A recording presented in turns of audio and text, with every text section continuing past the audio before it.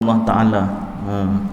Jadi mazhab yang pertama iaitu Ahlus Sunnah percaya bahawasanya perbuatan yang sengaja itu Allah Ta'ala yang jadikan pada zahir pandangan mata kasar ataupun zahir syariat, seolah-olah makhluk ada pilihan sendiri nak buat baik atau buat jahat, seolah-olah makhluk ada kuasa sendiri untuk buat baik atau buat jahat.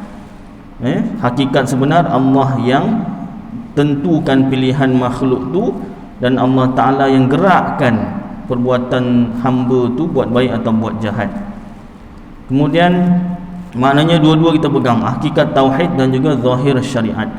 Kemudian yang kedua, mazhab Jabariyah. Mazhab Jabariyah ini mereka mengatakan tak ada kuasa langsung manusia ni ataupun makhluk ni, tak ada kuasa langsung, sehinggakan usaha ikhtiar tu pun tak ada, dan menafikan juga zahir syariat.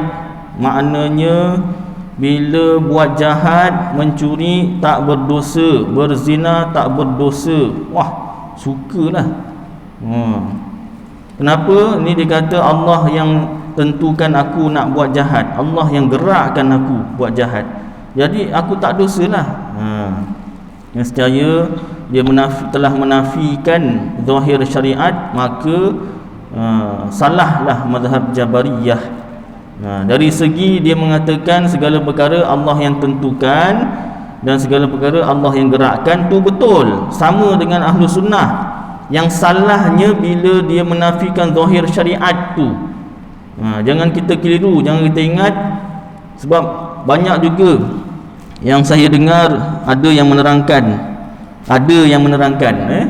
saya pun tak berani cakap siapa tapi ada yang menerangkan Ahlu Sunnah ni Allah Ta'ala ada beri kita sedikit pilihan, Allah Ta'ala ada pinjamkan kita sedikit puasa.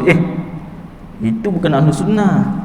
Sebab apa? Dia nak kata Jabariyah ni kata segala perkara Allah yang jadikan, segala perkara Allah yang tentukan.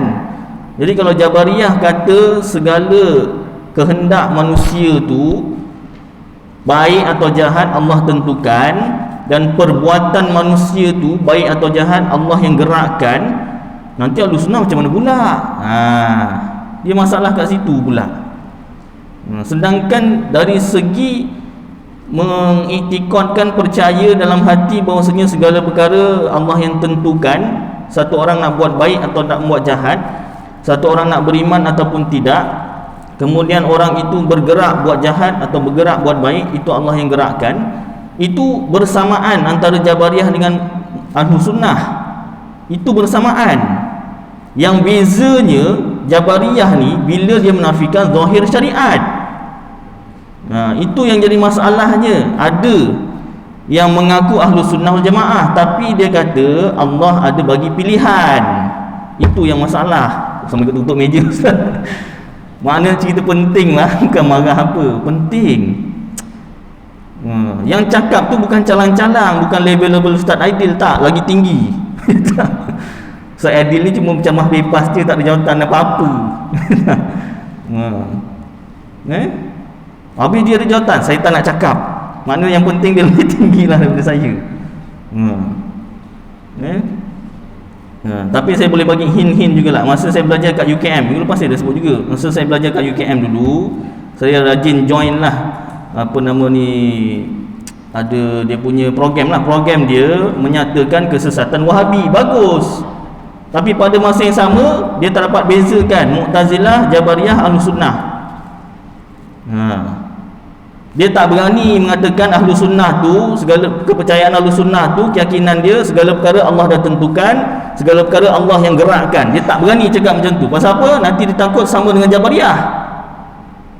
Sedangkan yang itu dari segi segala perkara Allah tentukan dan segala perkara Allah gerakkan, itu sama. Jabariyah dengan Ahlu Sunnah tu sama yang tu.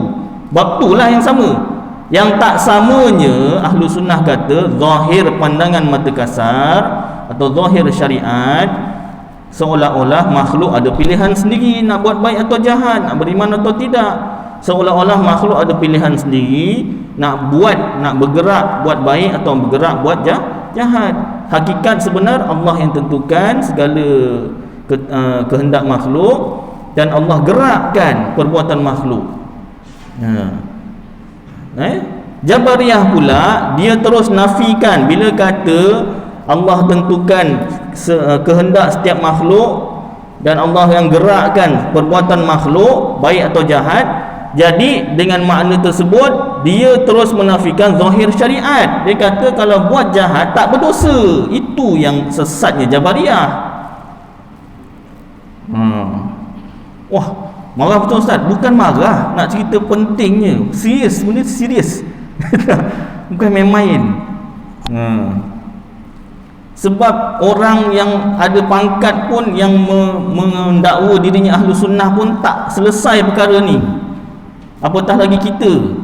Itu sebab bersyukur tuan-tuan, alhamdulillah, walaupun kita ni taklah dapat belajar masuk pondok, masuk pesantren, masuk madrasah, tapi dapatlah sedikit curahan ilmu. Setitik lah, nak curahan banyak sangat curahan. Setitik dua titik lah ilmu daripada ulama, daripada kitab-kitab ulama ni dapat faham. Ya tak? Dapat bezakan. 3 je ni, belum kata 73 lagi, tak. Baru 3, Ahlu Sunnah, Jabariyah dengan Mu'tazilah. Ini nak bezakan pun ada yang tak dapat bezakan. Penting sangat Ustaz. Penting. Sebab apa? Akidah yang akidah yang terima dalam Islam Ahlu Sunnah wal Jamaah sahaja. Bila bukan Ahlu Sunnah wal Jamaah, automatik itu bukan akidah Islam. Bukan akidah yang dibawa oleh Rasulullah sallallahu alaihi wasallam, para sahabat radhiyallahu anhum ajmain. Bila kata bukan Islam, ajaran kafir lah, bukan Islam. Bila bukan Islam tu dah akidah yang salah. Walaupun dia mengaku Islam, walaupun dia sembahyang, walaupun dia puasa, zakat, haji. Bayangkan penting tak penting? Penting tak? Penting sah, tahu pun. Pernah saya ngajar dekat surau Bestari Indah dekat Ulu Tiram tu kan, dekat Ulu Tebrau tu, Bestari Indah di taman perumahan. Dia buka dia surau tu, dia rasmikan, saya orang pertama yang jadi ngajar kuliah lah. Jadi dapat 2 tahun ngajar situ. Lepas tu saya ada hal terpaksa berhenti. Ada sekali saya ngajar tauhid dengan fikih. Masa ngajar tauhid tu saya cerita kepentingan ilmu tauhid, kepentingan Ahlu Sunnah wal Jamaah. Berkerut dahi seorang abang tu. Berkerut, dia punya berkerut makna nak cerita dia menghayati lah apa yang saya cakap tu. Berkerut daripada awal kuliah sampai habis. Ya Allah, lepas kuliah tu masih tak hilang lagi berkerut dia tu kan. Cakap masa lepas isyak lah, dia bual-bual, minum sekejap tu, bual, Ustaz, apa nama bahaya Ustaz ni? Ya, bahaya. Bukan, masa kuliah juga saya nampak dia berkerut, tak selesai berkerutnya tu kan. Saya terangkan juga, ini hakikat tuan-tuan dari segi zahir memang kalau kita fikirkan ramai yang Allah Ta'ala beri hidayat, ada yang orang yang Allah Ta'ala sesatkan. Dari segi hakikat tauhid, itu dah memang ketentuan Allah Ta'ala. Dari segi zahir kita fikir, ya Allah, macam mana ni nak selesaikan masalah ni Orang nak mengaku Islam pun rupanya ada tersilap juga. Jadi dia berkerut dah itu. Saya cakap apa? Tuan-tuan, kalau kita tak belajar ni, beza Ahlu Sunnah, Jabariyah, Mu'tazilah, ini baru 3. Yang 73 lagi tu, 70 lagi tu, nak bezakan lagi. Kat situ dah berkerut, baru 3 dah tak dapat bezakan. Jadi saya cakap, kemungkinan ahli ini tuan-tuan yang duduk belajar, ahli keluarga kita, cuba kita tanya. Kan saya cakap, saya pernah tanya dekat Johor Jaya tu kan, ceramah Muhammadur Rasul kan. Terbukti maka seramai-ramai tidak yang jawab tu Mu'tazilah ajarannya. Maknanya yang dia faham tu, dia bukan dia berfahaman Mu'tazilah, dia tak tahu beza, jadi dia mengiyakan aja. Mengiyakan aja. Maknanya seolah-olah ilmu tauhid ni zaman sekarang 2020 ni dah tak relevan, macam dah tak penting sangat. Itu yang saya nak bawakan. Sebenarnya ilmu tauhid ni sangat penting bila-bila sekalipun. Malah dalam agama pun awwaluddin ma'rifatullah. Awal-awal agama mengenal Allah, ilmu tauhid lah. Jadi saya cakap dengan abang tu yang berkerut dahi tu, saya cakap, abang jangan risau sangat. Kalau risau sangat payah juga putus surat nikah. Ginilah bang, pada zahir memang kita nampak ramainya orang yang sesat. Maknanya kita tak tuduh semua. Wah, ustaz kata ni yang duduk banyak dengan ustaz je yang tak sesat, yang lain semua sesat. Tidak. Maknanya dari segi bukti-bukti macam yang saya cakap tadi, saya tanya jemaah dekat Johor Jaya tu, ramai yang menjawab fahaman Mu'tazilah tu betul. Maknanya dia tak tahu. Tak tahu mana satu ajaran yang betul. Jadi senang untuk ajaran sesat mempengaruhi. Pada zahir memang kita rasa pening kepala, susah hati, ya tak? Tapi abang pegang hakikat tauhid lah. Hakikat tauhid Allah Ta'ala dah tentukan. Yang ini Allah Ta'ala beri hidayat, faham Ahlus Sunnah wal Jamaah. Yang ini Allah Ta'ala beri hidayat, faham. Yang ini Wahabi, sesat. Tapi yang Ahlus Sunnah ni tak tahu betul, tak mantap betul. Dalam dia menentang Wahabi, rupanya dia Mu'tazilah. Ada yang macam tu. Ada yang semua sekali tak tahu lah, lantak lah, malas nak fikir apa ada. Na'udzubillah min dzalik. Jadi abang jangan terlalu fikir sangat cakap dengan dia. Mana dalam majlis ni saya nak cerita kepentingan tauhid, belajar ilmu tauhid, dan sampaikan pada ahli keluarga. Jangan sampai kata tak penting. Tapi jangan pula abang sampai pening kepala, tak boleh nak bergerak tu, nak bergerak. Dah tak boleh nak buat apa, asyik fikir gitu, payah juga kan. Tak boleh. Abang kena ingat, kita pegang Ahlus Sunnah wal Jamaah, hakikat tauhid pegang, zahir syariat pegang. Bila kita pegang hakikat tauhid, apa-apa dugaan, apa-apa ujian, cabaran, tenang hati kita. Pasal apa? Allah Ta'ala yang tentukan segala perkara, baik buruk. Allah Ta'ala yang jadikan segala perkara, baik buruk. Baru tenang sikit hati. Baru ketegangannya tu relax sikit. Baik, sambung jadi ulang kaji ni tak habis ni. Jadi Jabariyah bezanya dengan Ahlus Sunnah dari segi Jabariyah menafikan zahir syariat, hukum-hukum syariat tu dinafikan habis. Itu sesatnya Jabariyah. Sebab hukum-hukum syariat tu pun datangnya melalui Al-Quran juga dan hadis. Al-Quran dan hadis tak boleh dinafikan walau satu huruf. Yang Al-Quran Al-Quran. Baik.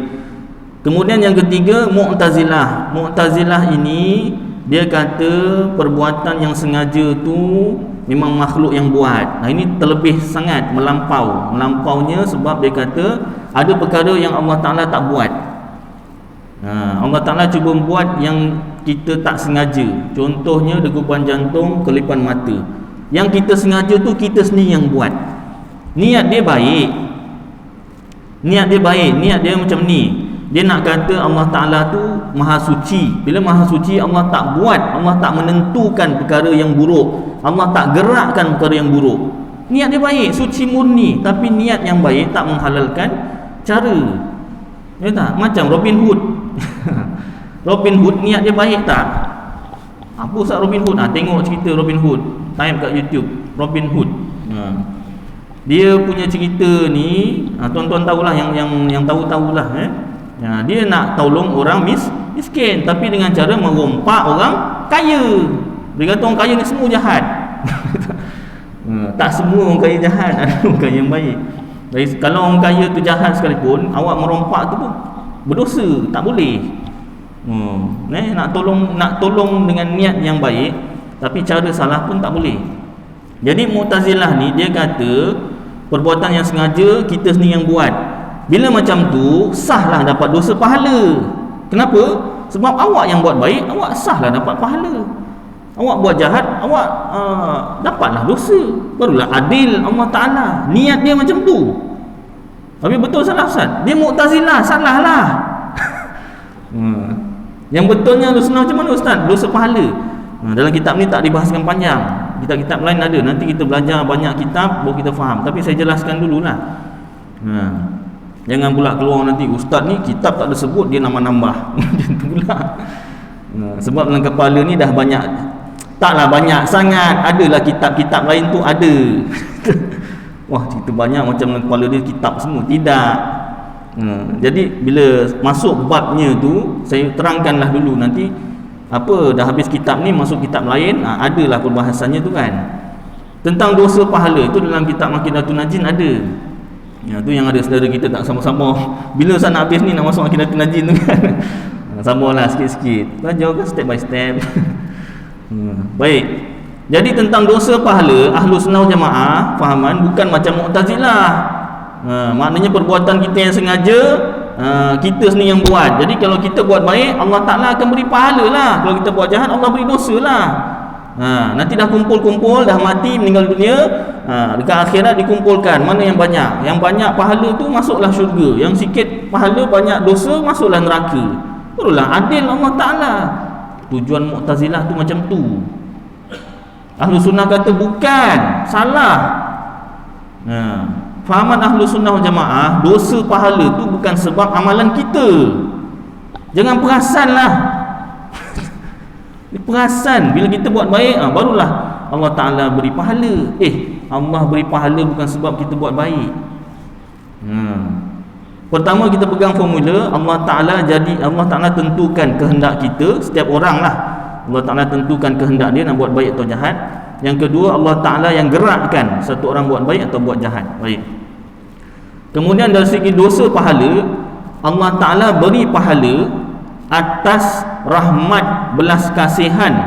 Allah Ta'ala masukkan satu orang dalam syurga atas rahmat belas kasihan Allah Ta'ala, bukan sebab amalan makhluk.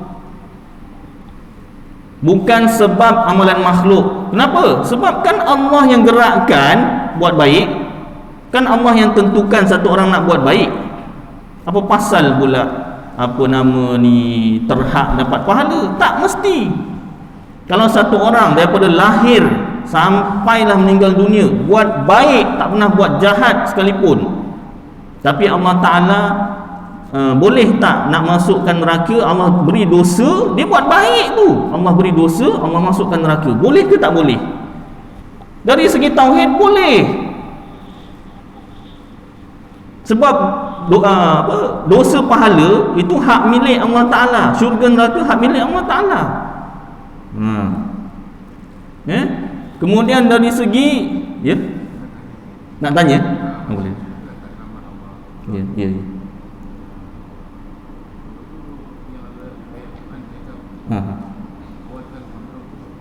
Macam mana? Ya. Bagus, soalan tu bagus. Cuma nanti. Ya, selamat. Ada ayat Al-Quran. Ya, baik. Jadi ada ayat Al-Quran mengatakan bahawasanya faman ya'mal mithqala dzarratin khairan yarah wa man ya'mal mithqala dzarratin syarran yarah. Kan itu. Wa ma asabaka, ayat dia saya lupa. Siapa buat baik dia dapat pahala, siapa buat jahat dapat dosa. Ada ayat dia macam tu. Ayat Al-Quran. Jadi nanti ayat Al-Quran saya masuk kemudian. Saya nak masukkan fahaman dia, formulanya dulu. Maknanya dari segi hakikat tauhid, kalaulah Allah Ta'ala nak beri dosa pada orang yang buat baik, niatnya baik dan dia bergerak buat baik sepanjang hidupnya, tak pernah niat jahat dan tak pernah buat jahat, kalau Allah nak berikan dosa dan Allah masukkan dalam neraka, tak ada siapa boleh persoalkan. Sebab niat orang tu Allah Ta'ala yang tentukan nak buat baik. Pergerakan orang tu Allah yang gerakkan. Dari segi hakikat tauhid. Dan satu orang pula kalau dia tak pernah buat baik langsung, menyetan daripada sejak lahir sampailah meninggal dunia. Ini nak buat contoh lah tuan-tuan. Memang tak pernah buat baik, niatnya memang jahat aja, buat jahat aja contoh. Tapi kalau Allah nak berikan pahala masuk dalam syurga, itu juga hak milik Allah Ta'ala. Maknanya Ahlus Sunnah wal Jamaah berfahaman, kalau pahala Allah Ta'ala beri dan Allah Ta'ala masukkan dalam syurga, itu atas belas rahmat kasih sayang Allah Ta'ala. Manakala dosa dan juga neraka, kalau Allah Ta'ala beri pada satu orang, itu keadilan Allah Ta'ala. Mana adilnya? Apa yang awak faham maksud adil? Adil macam inilah, kita beli kek, ada anak 2 orang, kita potong 2, seorang 1. Itu adil yang awak faham. Adil Allah Ta'ala bukan macam tu.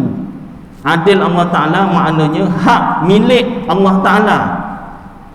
Ada tak satu perkara kat dunia ni walau kecil sekalipun bukan hak milik Allah? Ya tak? Ini soalan saya minta masing-masing bawa buat ulang kaji kerja rumah. Cuba cari, cuba fikirkan, ada tak satu perkara kecil pun tak apalah yang bukan hak milik Allah Ta'ala. Ni lain, ni bukan hak milik Allah. Maknanya bukan makhluk Allah Ta'ala, bukan Allah yang jadikan. Dia jadi sendiri. Sikit kecil jadilah. Beritahu saya minggu depan.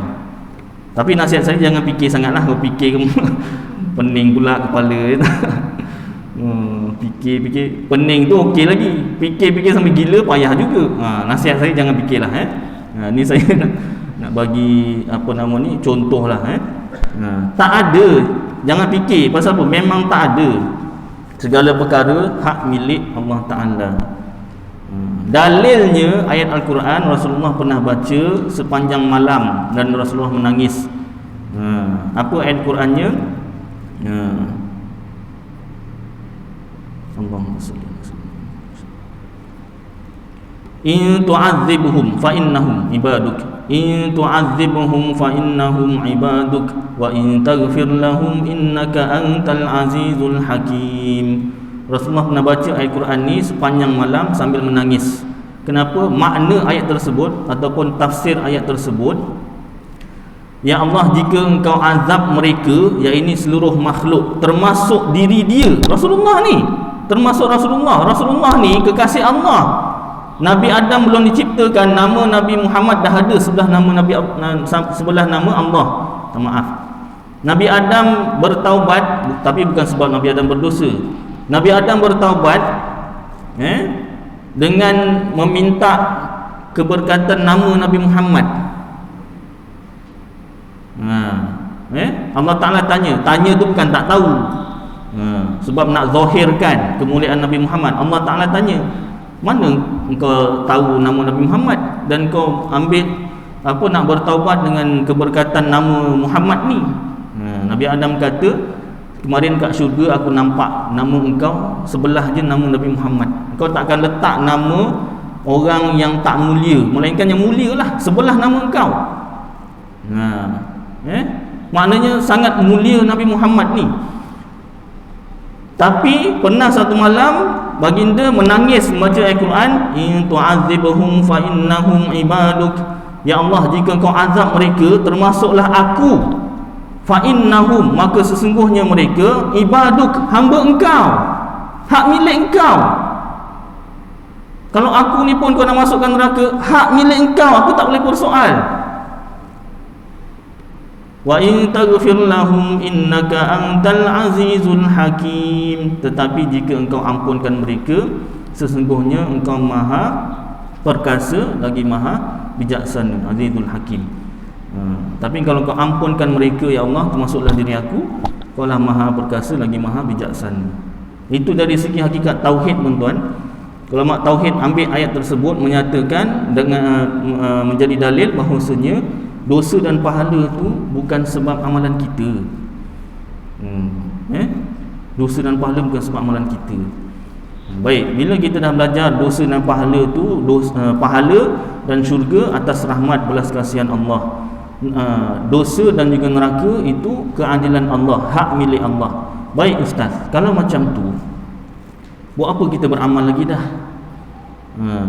Pernah suatu ketika Rasulullah ditanya oleh sahabat, ya Rasulullah, adakah ahli syurga dan ahli neraka telah ditetapkan? Ya, jawab Rasulullah, dah tetap dah siapa dia ahli syurga, siapa dia ahli neraka. Lalu sahabat pun tanyalah, benda direct kan, tanya je dengan Rasulullah, kalau macam tu buat apa kita beramal lagi ya Allah? Ya Allah, ya Rasulullah. Rasulullah jawab, beramallah, kerana orang yang sudah ditentukan ahli syurga, Allah Ta'ala lorongkan dia, mudahkan dia jalan-jalan ahli syurga. Beramallah, kerana orang ahli neraka, yang dah ditetapkan ahli neraka, dia dimudahkan jalan-jalan untuk lorong-lorong menuju ke neraka. Beramallah, maknanya dekat sini satu perkara Rasulullah ajar tauhid, segala perkara dah tetap, sehingga ahli syurga dan ahli neraka pun dah tetap. Allah Ta'ala dah tetapkan dah. Sejak bila? Sejak tiada mula, makhluk belum ada, Allah Ta'ala dah tetapkan dah. Tetapi Rasulullah juga ajar zahir syariat, kena berusaha, kena beramal, kena belajar tauhid. Kena berusaha dapatkan hidayah, maknanya kena berusaha nuntut ilmu, kena berusaha. Dua perkara Rasulullah ajar tu, itu dia pegangan Ahlus Sunnah wal Jamaah. Itu yang ajaran sesat tersilap. Bila dia tolak zahir syariat, jadilah Jabariyah. Bila dia tolak hakikat tauhid, jadilah Mu'tazilah. Kita tengah-tengah Ahlus Sunnah wal Jamaah. Itu secara ringkas tuan, lebih kurangnya. Nanti akan datang kita ulang lagi benda yang sama, sebab benda ni kadang-kadang seolah-olah benda yang baharu, sebenarnya dah belajar dah kemarin, cuma huraiannya mungkin tak sedetail itu. Baik, dia tegang sangat, lama sangat pun tak boleh. Dah masuk sini. Baik. Dan oleh mazhab Ahlu Sunnah itu pertengahan, dan seolah-olahnya dikeluarkan antara darah dan tahi, hal keadaannya laban. Laban ni susu dan bersih, bukan dan bersih, yang bersih. Kalau susu lembu, susu kambing tu kan, dia ada urat darah, ada urat tahi, ada urat susu. Jadi diibaratkan macam itulah. Jabariyah ni ibarat darah, kotor lah. Mu'tazilah ni ibarat tahi, kotor lah. Ahlu Sunnah tu susu. Dekat-dekat je, sipi-sipi je. Memang dekat pun, kita tengok dah nampak, dah dekat je, sikit je lah. Dia hati-hati. Ibaratnya kalau aksiden tu, teruk tak teruk aksidennya, tengok apa yang dilanggar. Macam saya pernah aksiden, patah tangan, luka-luka. Saya punya sebab apa? Naik motor, tergesel sikit lah kereta belakang orang tu. Tukar lorong, tengok belakang supaya tak ada kereta di belakang atau motor di belakang. Jadi tengok belakang sekejap, depan tu rupanya tengah jam pagi. Dia break tak sempat nyelak, sikit je. Dah ngelak dah, tapi sikit kena, jatuh, patah lagi. Tak jalan langsung dia punya kereta. Senggol sikit je. Maknanya nak cerita, kalau yang nampak sekarang aksiden lah kan, sikit pena pun dah bahaya. Macam mesin ke apa kan, kalau dia kilang kan, sikit je. Jiran saya masa dia kerja kilang simen, sikit je tahap apa dia terlelap, jari putus. Dia jangan, dia sikit je, sikit tu yang bahaya tu. Samalah nak cerita, tauhid ni bezanya sikit je. Macam banyak kali saya sebut, Ahlu Sunnah wal Jamaah pegang Al-Quran, hadis, ijma' ulama', qiyas. Yang ajaran sesat ni dia pegang Quran dan hadis, ijma', qiyas ni tak pegang. Alasan dua je, sebab dua ni lah jadi sesat. Dia tak pegang dua ni yang jadi sesat. Jadi maknanya dalam agama ni sikit pun jangan kita pandang remeh. Baik, sambung. Ya saya. Kalau orang tu cakap, segala baik tu pada Allah, buruk daripada dia. Baik.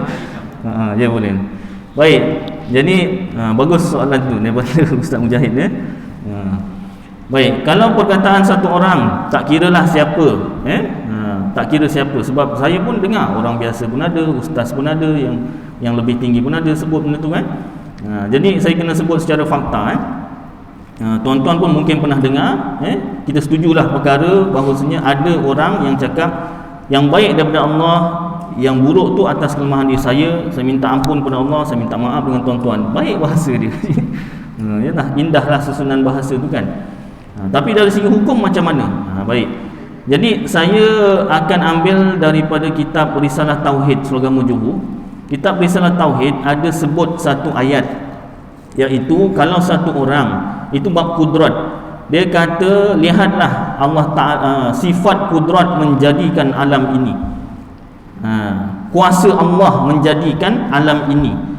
Perkataan tersebut macam mana dalam kitab Risalah Tauhid? Dalam kitab Risalah Tauhid, perkataan tersebut depend ataupun bergantung pada hati dia. Kalau hati dia kata pada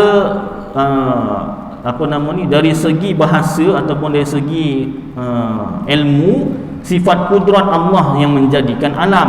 Dalam hati dia kata hakikat sebenar Allah lah yang jadikan alam ni, cuma dia sebut tu sifat kudrat Allah yang jadikan alam ini. Kata ulama tauhid, perkataan ini haram.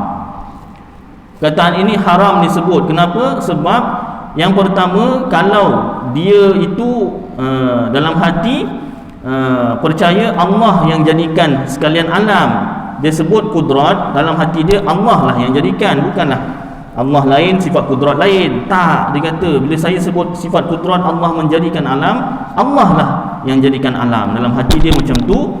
Kalau dalam hati dia macam tu, perkataan ini haram hukumnya. Sebab tak semua orang yang dengar faham seperti mana dia faham. Melainkan kalau dia cakap, tuan-tuan, hakikat sebenar Allah yang jadikan segala perkara. Tapi saya nak sebutkan sifat Allah yang mana yang bertugas untuk menjadikan alam, sifat kudrat. Macam kita belajar satu wujud, dua kidam, tiga baka. Allah ada sifat sama basar, sifat sama kerjanya begini, sifat kudrat kerjanya begini. Kita sebut tu atas dasar pemecahan ilmu. Itu dibenarkan. Sebab dalam hati kita kata, bila kita kata sifat kudrat menjadikan alam, Allah lah yang jadikan. Bukanlah maknanya Allah tak buat, ni sifat kudrat je yang buat. Tak. Bila kita kata sifat sama memberikan maklumat kepada Allah Ta'ala lah yang mendengar.